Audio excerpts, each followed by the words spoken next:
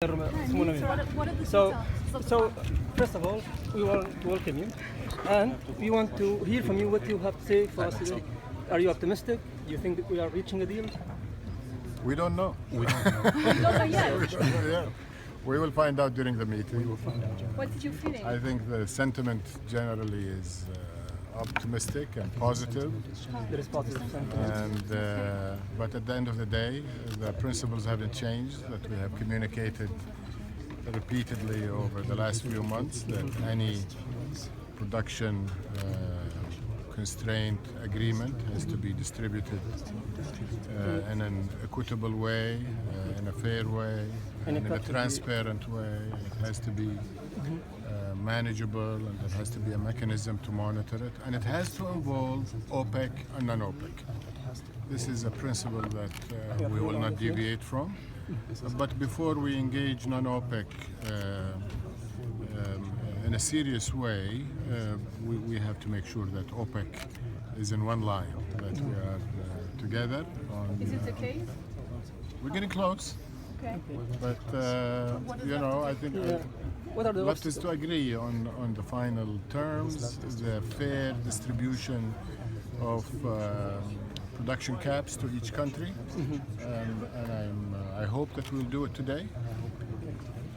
And we'll find out. We'll see you in a few hours, and we'll let you know. So any changes in proposals, Minister? Any changes in proposal? Do we still have the same proposal, the 1.2 million, the Algerian proposal, or there is changes? The 32.5 is excluding volume fluctuations from Libya and Nigeria, is the one that is attracting the most attention.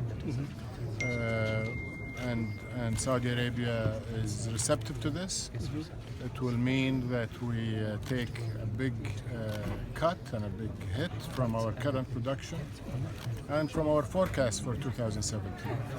So we will not do it unless we make sure that there is a consensus and an agreement to meet all of the principles I just mentioned. And if no agreement is reached, what does it mean for prices, for example?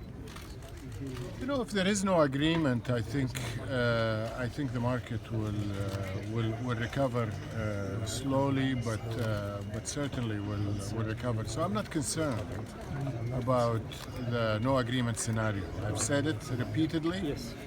That the fundamentals are moving in the right direction.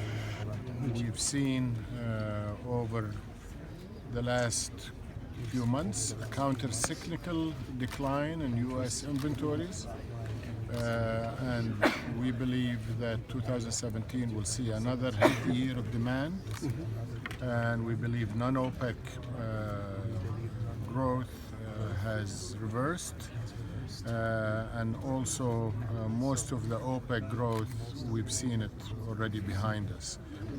So the market drawdown, which has started, will accelerate in 2017. It will accelerate more, obviously, with an OPEC, non-OPEC agreement that we hope to achieve, but it's not an imperative to the extent that the markets will collapse if we don't. And the way I look at it is we're between two scenarios. One is decent and one is excellent. Obviously, we would like the excellent scenario, but if we don't get it, we will still have a decent market recovery. That will take time, but certainly we will see. So what is the next step if you agree today? Let's assume you agree today on a scenario. What would be the next step then? If we agree today, we will reach out to our colleagues from non-OPEC. I have been in direct contact with my colleague from Russia, Minister Alexander Novak. I have also been in contact with a number of non-OPEC countries other than Russia, and there is a general willingness to also offer some reductions. We have not discussed specific volumes for each country, but I think they're going to be healthy, and they're going to add significantly to what OPEC hopefully will agree to today, and the combined impact will achieve the rapid the rapid drawdown of inventories that we would want in an ideal scenario.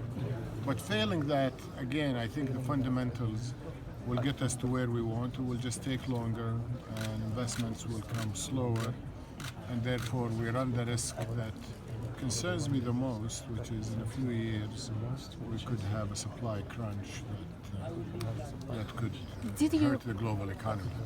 Did you propose, you think that Russia should also cut its production if OPEC will have agreement today? Or maybe you agree to freeze the production in Russia? Russia, and I compliment them, they have reached an all-time high in their production, so I think freezing at an all-time high is not a contribution, is not a match to what OPEC is doing. So our discussion with Russia has been around a cut from non-OPEC countries, and I leave it to them to offer that. But to their credit, they should not be pushed into offering anything until we decide on OPEC. So I think today is a critical day for us in OPEC. We're either serious about implementing the Algiers agreement, in which case I am fairly confident that non-OPEC will also contribute and reciprocate what we offer. Minister, if there is an agreement, how much would you expect non-OPEC together to cut?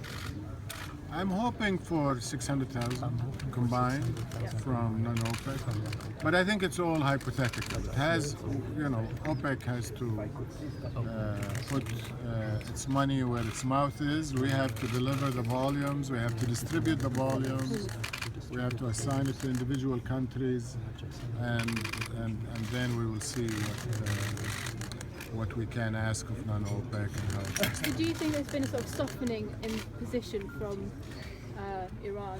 I cannot comment on any other countries. I think we need to talk to them. What is the final status of exemptions? Only Libya and Nigeria? Well, I'm not the one to decide. I can tell you what Saudi Arabia's position is that Libya and Nigeria, and formerly Iran, had extraordinary conditions that needed special consideration. Iran has recovered to its pre-sanction levels, and we believe that a freeze is at the current pre-sanctions level is very considerate of other OPEC members when they're having to cut. So hopefully that will be the framework around which we agree today.